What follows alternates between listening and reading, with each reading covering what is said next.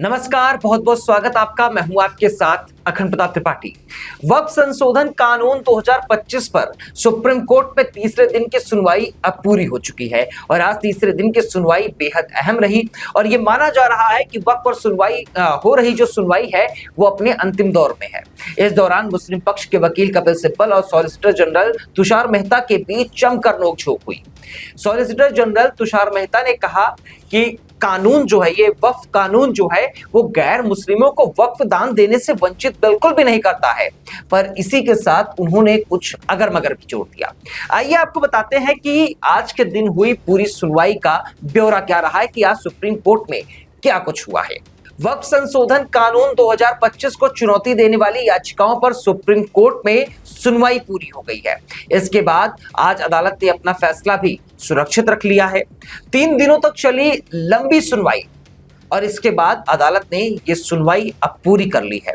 आज solicitor general Tushar Mehta ने केंद्र सरकार की तरफ से अदालत में अपना पक्ष रखा। वहीं राजस्थान सरकार और हरियाणा सरकार की ओर से पेश हुए वकीलों ने भी केंद्र सरकार का समर्थन किया, जबकि याचिकाकर्ताओं की ओर से कपिल सिब्बल, राजीव धवन, हजैफा अहमदी और अभिषेक मनु सिंघवी ने सरकार की दलीलों को जमकर काटा।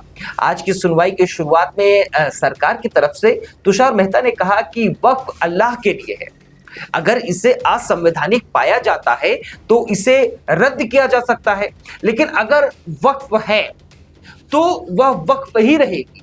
मेहता ने यह भी कहा कि ये कानून गैर मुस्लिमों को वक्फ दान देने से वंचित भी नहीं करता है और यही कारण है कि 5 साल आपको ये दिखाना होगा कि आप मुस्लिम हैं और वक्फ के इस तरीके का इस्तेमाल धोखाधड़ी के लिए बिल्कुल नहीं करते हैं। वहीं आज की सुनवाई के दौरान एक सवाल काफी ज्यादा बहस तलब रहा।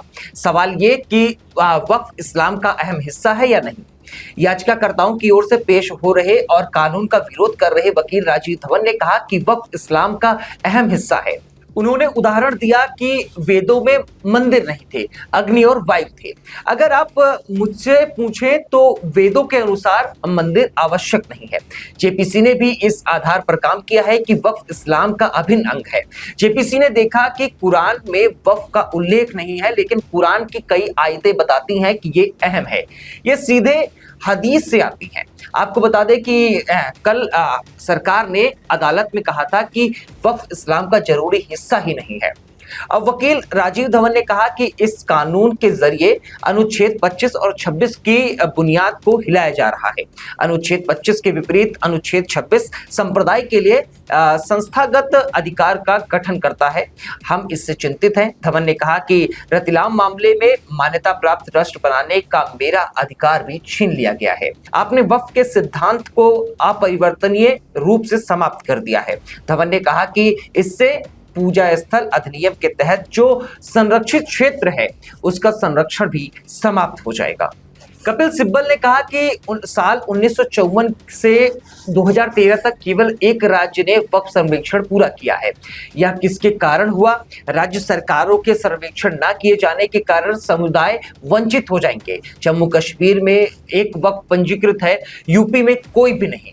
कल्पना कीजिए कि लखनऊ इमामबाड़ा खत्म हो जाए, ये बहुत बड़ी बात है। जैसे कि कपिल सिब्बल ने यह कहा, एजेंसी ने कहा कि अदालतों को गुमराह किया जा रहा है। इस पर सिब्बल ने कहा कि आप सभी बयान देते हैं और कहते हैं कि हमने न्यायालय को गुमराह किया है।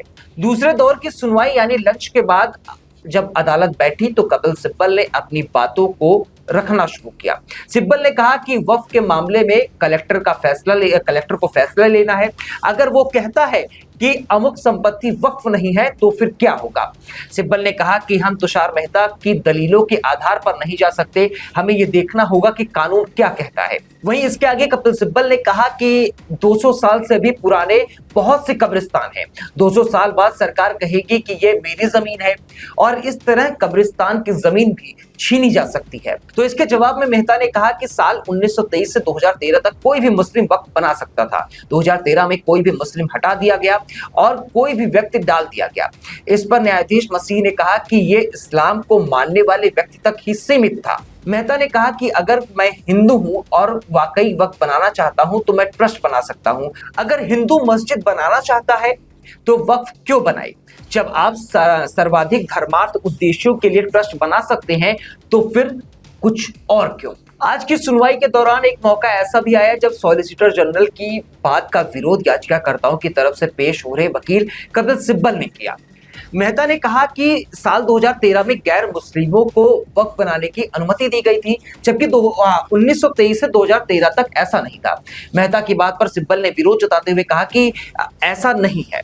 2010 में ही सुप्रीम कोर्ट ने फैसला दिया था कि गैर मुस्लिम व्यक्ति भी वक्फ बना सकता है। सीजेआई ने कहा कि तमिलनाडु, पंजाब, केरल जैसे राज्य हैं। इस पर सिब्बल ने जस्टिस फजल अली फैसले का हवाला दिया। इस पर सीजेआई ने कहा कि लेकिन सरकारी जमीन का क्या होगा? इस पर सिब्बल ने कहा कि हाँ, समुदाय सरकार से पूछता है कि हमें कब्रिस्तान चाहिए, तब जमीन आवंटित की गई, लेकिन फिर 200 साल बाद वे इसे वापस मांगते हैं तो फिर क्या होगा? कब्रिस्तान को इस तरह वापस नहीं लिया जा सकता या हर जगह पर है। फिलहाल वक्फ पर आज की सुनवाई पूरी हो गई और सुप्रीम कोर्ट ने आज की सुनवाई के बाद कई अहम पहलुओं पर फैसला भी सुरक्षित रख लिया है और देखना होगा कि आज की हुई सुनवाई और बहस का सुप्रीम कोर्ट के निर्णय पर क्या असर पड़ता है। फिलहाल हमारी इस खबर में इतना ही। अगर आपको ये वीडियो पसंद आई हो तो प्लीज वीडियो को लाइक कीजिएगा, चैनल को सब्सक्राइब कीजिएगा और वीडियो को शेयर करना बिल्कुल मत भूलिएगा और अपनी जो आपकी राय है वो कमेंट बॉक्स में देना बिल्कुल मत भूलिएगा। बहुत बहुत शुक्रिया, धन्यवाद, नमस्कार, जय हिंद। वीके न्यूज, राष्ट्र के नाम।